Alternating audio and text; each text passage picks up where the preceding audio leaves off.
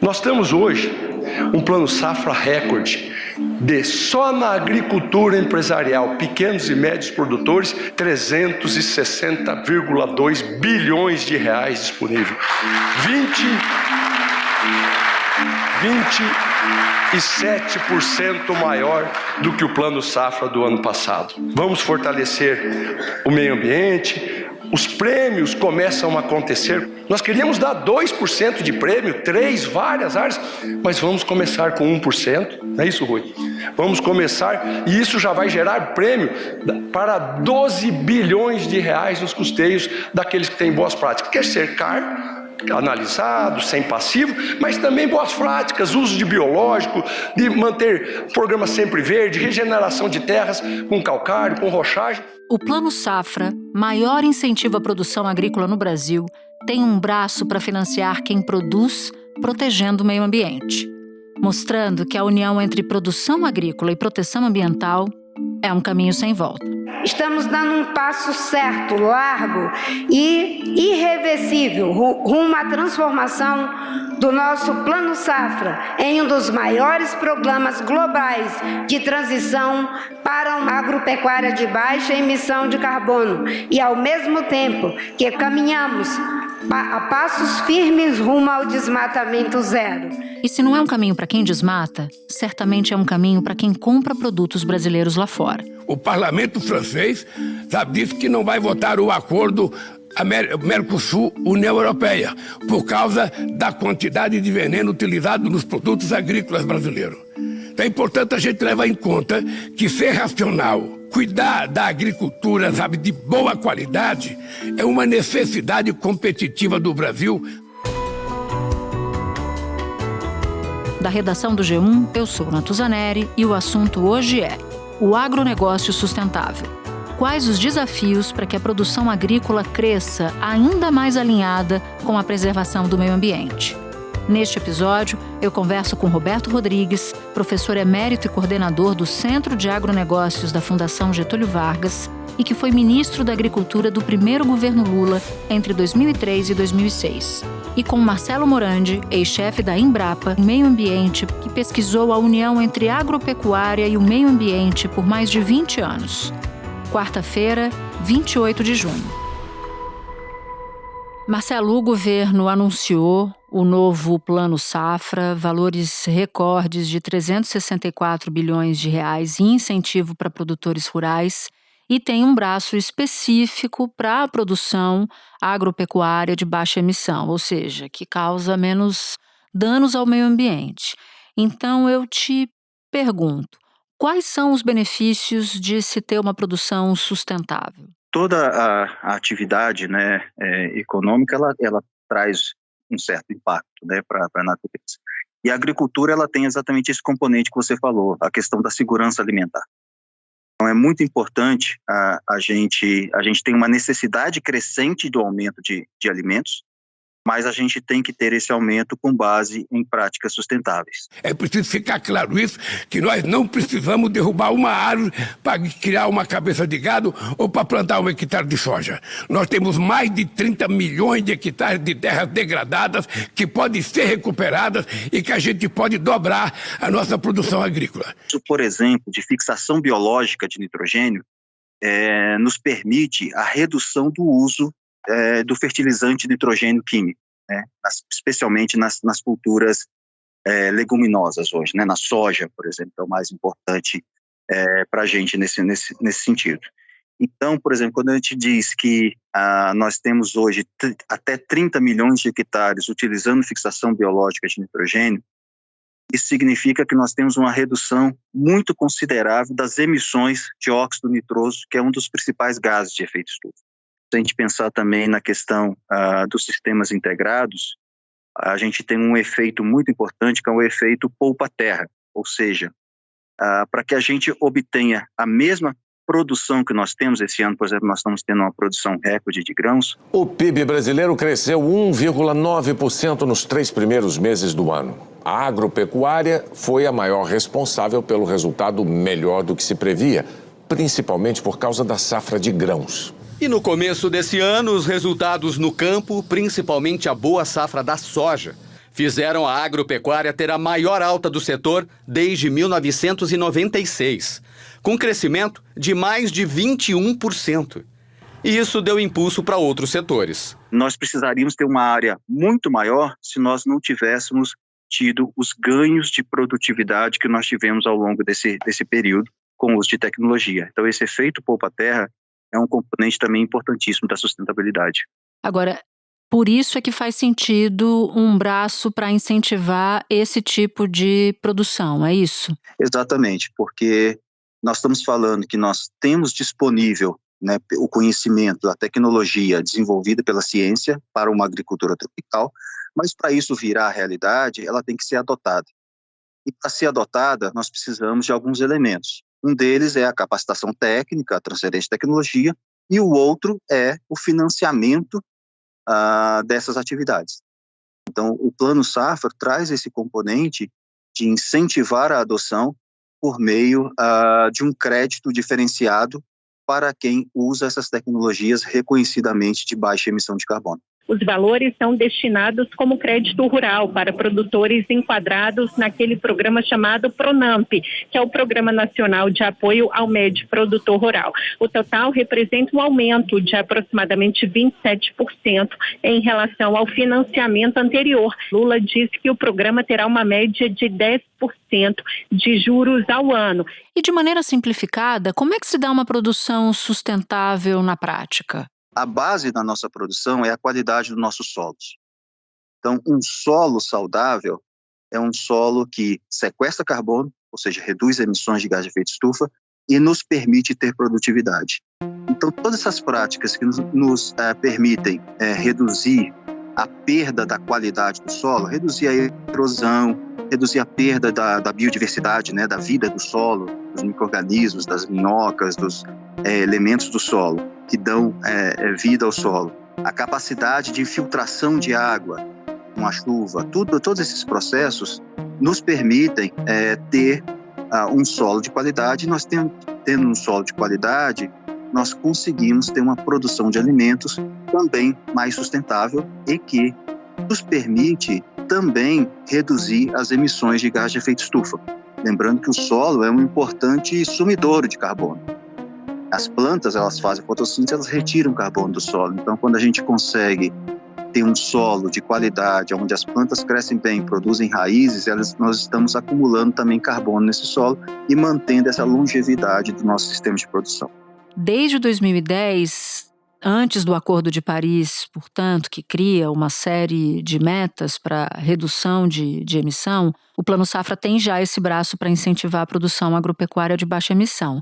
Então, eu te peço para falar sobre as mudanças já alcançadas por esse braço do plano e quais são as metas para o próximo ciclo que vai até 2030. Esse é o primeiro ciclo do Plano ABC, né, que começou em 2010 até 2020.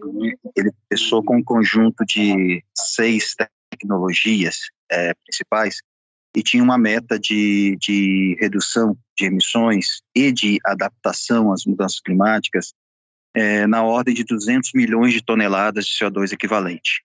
Então, isso incluía a questão do incentivo à adoção de práticas, por exemplo, como o plantio direto, como os sistemas integrados, lavoura, pecuária, floresta, a fixação biológica de nitrogênio, a questão do tratamento de dejetos animais e também florestas plantadas. Essas metas foram alcançadas dentro desse prazo de 10 anos. Nessa época, Natuza, eram metas voluntárias do Brasil, né? O Brasil ainda não tinha as obrigações da NDC, ou seja, do Acordo de Paris, né? Então, eram metas voluntárias e o Brasil cumpriu essas metas. Chegar até 2020 reduzindo em 668 milhões de toneladas as emissões de dióxido de carbono na atmosfera só com ações de combate ao desmatamento na Amazônia e no Cerrado. Essa foi a meta internacional assumida voluntariamente pelo Brasil em 2010. Faltando 2 anos para o fim do prazo, o Ministério do Meio Ambiente anunciou que o objetivo já foi alcançado com sobra. Imagens de satélite registraram uma perda de mais de 4 milhões de hectares de florestas tropicais em 2022 no planeta. É como se a cada minuto uma área equivalente a 11 campos de futebol fosse desmatada. O Brasil concentra a maior parte do problema. A alta foi de 15%. É a maior taxa de perdas sem relação com incêndios desde 2005. Florestas primárias são importantes para armazenar carbono, regular o ciclo das chuvas e proteger a biodiversidade. Chegamos ao final desse ciclo por volta de, estimado, em 17 milhões de hectares, adotando algum tipo de sistema integrado. Nós tivemos mais de 30 milhões de hectares com uso de fixação biológica de nitrogênio e outros alcances, que foram desse primeiro ciclo. Nesse segundo ciclo do ABC, que é o ABC+, ele veio até um pouco mais ousado, em termos de metas. Então, ele incorporou novas tecnologias, como, por exemplo, os bioinsumos, o incentivo ao uso de bioinsumos na agricultura, além das tecnologias já presentes, e trouxe também um componente de olhar para a propriedade como um todo, o ambiente de produção mais amplo. E ele traz como meta de mitigação ou de redução de emissões de gás de efeito estufa na ordem de 1 gigaton, ou seja, 5 vezes mais do que era a meta da primeira fase do ABC. E ele está muito conectado, esse novo plano, com as ambições de adaptação do Brasil, também dentro dos nossos compromissos internacionais. A gente sabe que a agricultura ela é vulnerável, às mudanças climáticas. Ela tem um componente, obviamente, de emissões, mas ela tem uma vulnerabilidade muito grande às mudanças do clima pela própria natureza da atividade agrícola. Marcelo, super obrigada pelas explicações. Eu sei que você estava numa reunião, saiu para falar com a gente aqui do assunto. Te agradeço muito, bom trabalho para você. Muito obrigado, Natuza. Sempre à disposição. Espera um pouquinho que eu já volto para falar com Roberto Rodrigues. Roberto, eu queria começar te perguntando sobre quem é o agro. O agro é um setor profissional, mais o setor que desmata, o agronegócio é só o setor profissional. Localiza quem nos ouve nessa discussão, porque muitas vezes se junta no mesmo balaio e acho que essa não é uma tradução fidedigna do que é o agro. Então eu queria que você, por favor, nos explicasse. Agronegócio é a soma das cadeias produtivas cuja coluna dorsal é a atividade agropecuária, atividade rural. E o que é uma cadeia produtiva? Uma cadeia produtiva é a soma dos atos e atores que começam na prancheta de um cientista e terminam na gôndola de um supermercado. Exemplo, calça jeans. Calça jeans é um exemplo de agronegócio. Começa com um cientista desenvolvendo variedades de algodão adequadas para diferentes regiões do país, adequadas do ponto de vista de clima, solo, temperatura, etc. Esse cientista produz uma variedade adequada, uma semente adequada para cada região do país. Aí, alguém planta com máquinas, com equipamentos, com fertilizantes, com defensivos, com calcário, com insumos serviços, com crédito, seguro, etc. Planta, cultiva e colhe. Para onde que vai aquela colheita? Vai para uma indústria que transforma o fardo de algodão em fibra. Essa fibra vai para uma tecelagem que faz o tecido. Esse tecido vai para uma fábrica onde tem a fabricação de roupas, que faz a calça jeans. Essa calça jeans vai para uma loja que vende para um consumidor. Então, isso é uma cadeia produtiva. A cadeia produtiva do algodão se soma com a da cerveja, a do açúcar, a do peixe, a da carne, a da soja, e a soma das cadeias produtivas todas compõe o agronegócio. Portanto, o agronegócio é formado por profissionais de cadeias produtivas cuja atividade começa lá atrás, na pesquisa, e termina aqui na frente, no consumo. São, portanto, profissionais, técnicos, gestores, etc. O que existe de desmatamento ilegal, incêndio criminoso, invasão de terra, ou grilagem de terra, ou garimpo clandestino, tudo que é ilegal é feito por aventureiros ilegais e não por agricultores. Não significa que não existe uma insignificante minoria significativa minoria, que também praticam crimes. Há um estudo mostrando que 2% do desmatamento ilegal no Brasil é feito por agricultores. 98% feito por gente que não é agricultora. Então, não pode confundir o aventureiro, o desmatador, aquele que pratica crimes, com o produtor rural brasileiro que é sério, competente e sustentável. Ainda que o criminoso produza um estrago enorme ao meio ambiente e também à própria imagem do agronegócio, que é profissional e que você nos explicava aqui. Aí eu quero entrar um pouco mais fundo nessa temática, porque a sustentabilidade ela aparece como um item obrigatório em diversos acordos internacionais e é um ponto que tem dificultado, por exemplo, negociações do acordo entre Mercosul e União Europeia e por aí vai. Você afirma que a agricultura brasileira já é uma das mais sustentáveis do mundo. Então, o que falta para o Brasil ampliar sua participação no mercado internacional e o que falta para o Brasil ganhar ainda mais a confiança desse mercado internacional de que nós aqui protegemos o meio ambiente? O que a gente precisa fazer para ganhar mercados lá fora? Acabar com as ilegalidades todas. A verdade é que todo mundo sabe, nossos concorrentes sabem perfeitamente quão sustentáveis nós somos. Vou dar um número para você compreender isso. O número de grãos, né? Do Plano Collor, 1990 até hoje, portanto, em 33 anos, a área de produção de grãos no Brasil cresceu 103%. E a produção cresceu 447%. Ou seja, a produção cresceu 4,5 vezes mais do que a área plantada. O que é isso? É tecnologia que garantiu sustentabilidade. Como que eu provo isso? Da seguinte maneira. Hoje o Brasil produz grãos em 77 milhões de hectares. Na verdade, são 50 milhões de hectares. Mas o Brasil é o único país do mundo que faz 2 e até 3 safras de grãos na mesma área, que tem uma tecnologia que permite fazer isso e não temos um inverno rigoroso no hemisfério norte. Então fazemos 2 até 3 safras, quando é irrigado, na mesma área. A soma dessas mesmas áreas, no mesmo ano, dá 77 milhões de hectares. Se nós tivéssemos hoje a tecnologia que tínhamos em 1990, seriam necessários mais 129 milhões de hectares para colher a safra desse ano. Ou seja, nós preservamos 129 milhões de hectares de desmatamento de qualquer natureza. Isso não é promessa, não é um sonho metalista, é uma conquista feita pela ciência e pelos produtores rurais brasileiros, e algumas políticas públicas levaram a esse tipo de processo. Então, isso dá uma demonstração evidente de como somos sustentáveis. O presidente comemorou hoje a redução do desmatamento no país. A Amazônia perdeu em 2010 uma área de 6.450 km² de floresta. Na comparação com 2009, houve uma redução de 14%.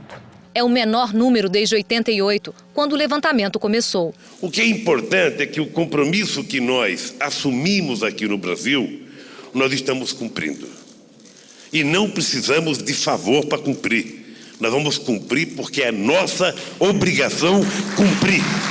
O Brasil, no ano 2000, exportou do agronegócio 21 bilhões de dólares. 21 no ano 2000. O ano passado, 22 anos depois, 160 bilhões de dólares.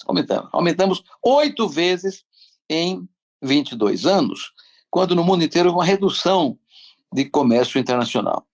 Ora, exportar em 20 anos 8 vezes mais significa que tomou o mercado de alguém. Alguém perdeu o mercado para nós, porque somos competitivos e sustentáveis. Quem perde mercado não fica feliz e cria regras e mecanismos com o objetivo de retomar o mercado. Todo mundo sabe que o Brasil tem uma agricultura sustentável de fato, competitiva e eficiente. Mas, então, o que se faz? Usa-se um argumento legítimo, totalmente legítimo, que é a defesa do meio ambiente, para transformar esse argumento numa barreira não tarifária, misturando estação. O presidente Lula criticou hoje na França exigências ambientais da União Europeia para concluir o acordo com o Mercosul. Na França, diante de líderes do mundo todo, ele chamou de ameaças essas novas imposições. Eu estou doido para fazer um acordo com a União Europeia, mas não é possível. A carta adicional que foi feita pela União Europeia não permite que se faça um acordo. O concorrente sabe que somos sustentáveis, mas o consumidor não sabe. Então, ele mistura o desmatamento ilegal cometido por criminosos aventureiros com a agricultura sustentável, dizendo que não podemos comprar porque é feito desmatamento ilegal. São coisas diferentes, mas são usadas. A vida é assim. Mas então concordamos que o criminoso queima o filme do produtor legal, que faz tudo dentro da cartilha como deve ser. Claramente, feito. Acabar com o criminoso, acabar com o crime, cumprir a lei. Agora, qual é a contribuição que o agro profissional pode dar para ajudar nesse propósito? Porque uma coisa são as leis, a polícia que vai lá e prende, o judiciário que decide por condenações e por aí vai. Outra coisa é o que pode caber ao setor produtivo brasileiro. Nessa seara, o que o agro pode fazer para ajudar o Estado a lidar com queda de desmatamento, a lidar com queda de garimpo ilegal e por aí vai? O agro só pode fazer uma coisa: cumprir a lei, trabalhar dentro da lei, de acordo com a lei. O resto é papel do governo. Quem fiscaliza, quem controla, não é o agro, é o governo. Ele tem que cuidar dessa parte. Governo federal, governo estaduais, governo municipal. Por outro lado, a sociedade, de maneira geral, tem que contribuir com a sua opinião.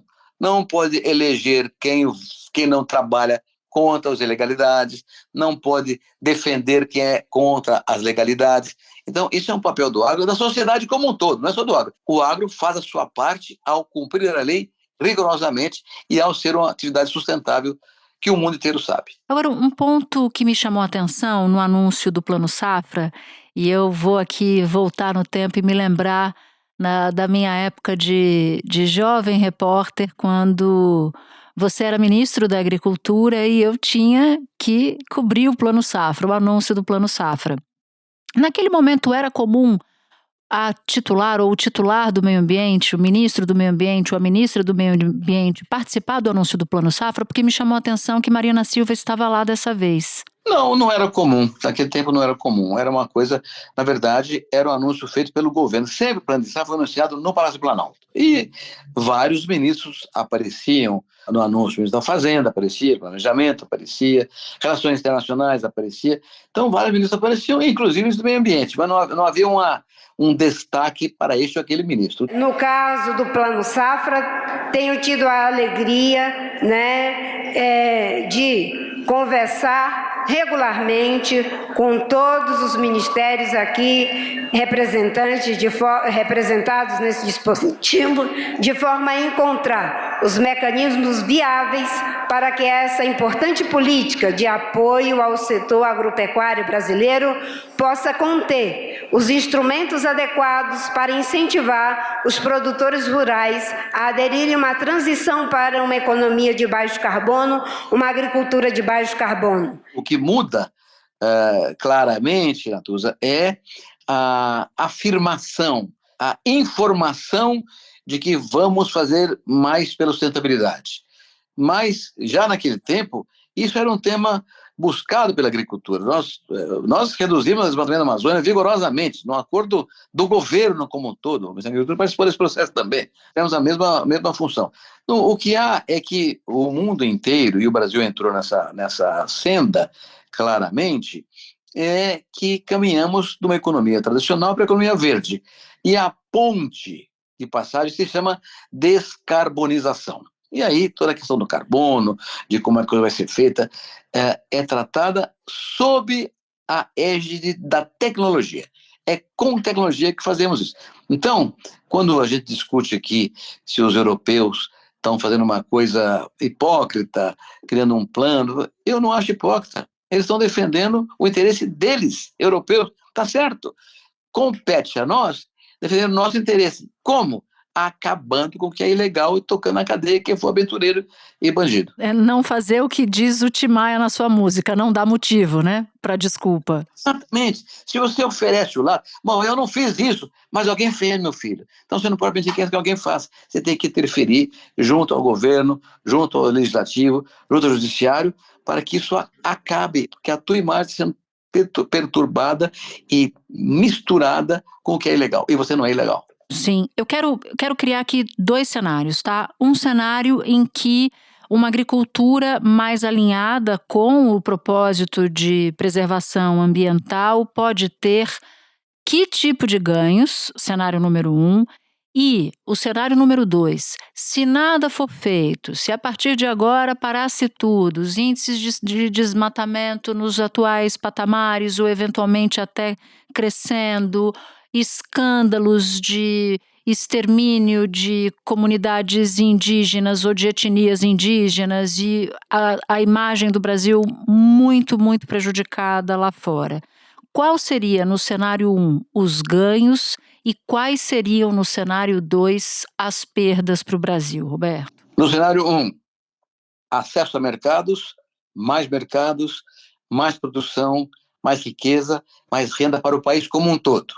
Cenário número 2, perda de mercados, mais miséria, mais sofrimento, menos chance para isso crescer.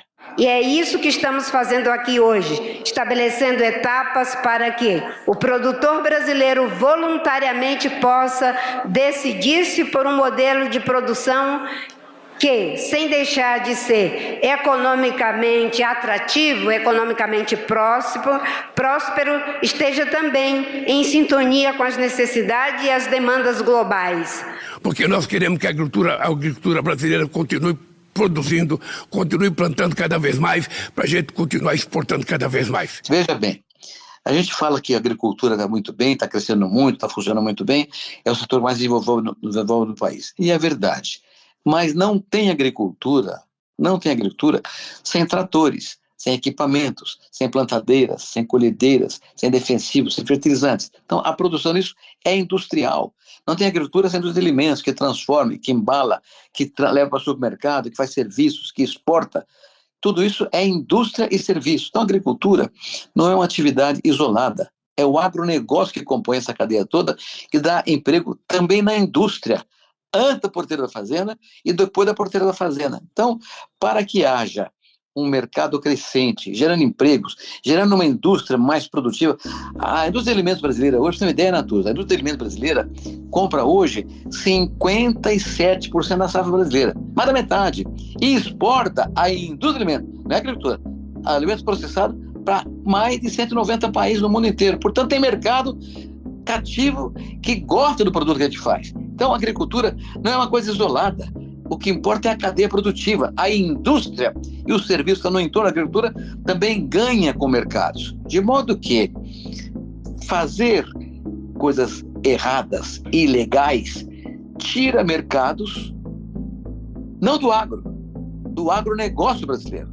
E empregos urbanos, motores de caminhão, fábricas de caminhões e de tratores, fábricas de fertilizantes defensivos, fábricas de sementes, bancos, seguradoras, perdem mercado se o Brasil perder mercado agro, porque criminosos mancham a grande e sustentável agricultura brasileira. Roberto Rodrigues, muito obrigada por ter arrumado um tempinho para falar comigo. Foi um prazer grande receber você aqui no Assunto. Natuza, eu que agradeço. Um beijo. Este foi o Assunto, podcast diário disponível no G1, no Globoplay, no YouTube ou na sua plataforma de áudio preferida. Vale a pena seguir o podcast na Amazon ou no Spotify, assinar no Apple Podcasts, se inscrever no Google Podcasts ou no Castbox e favoritar na Deezer. Assim você recebe uma notificação sempre que tiver um novo episódio. Comigo na equipe do Assunto estão Mônica Mariotti, Amanda Polato, Lorena Lara, Luiz Felipe Silva, Thiago Kazuroski, Gabriel de Campos, Guilherme Romero e Nayara Fernandes. Eu sou Natuza Neri e fico por aqui. Até o próximo Assunto.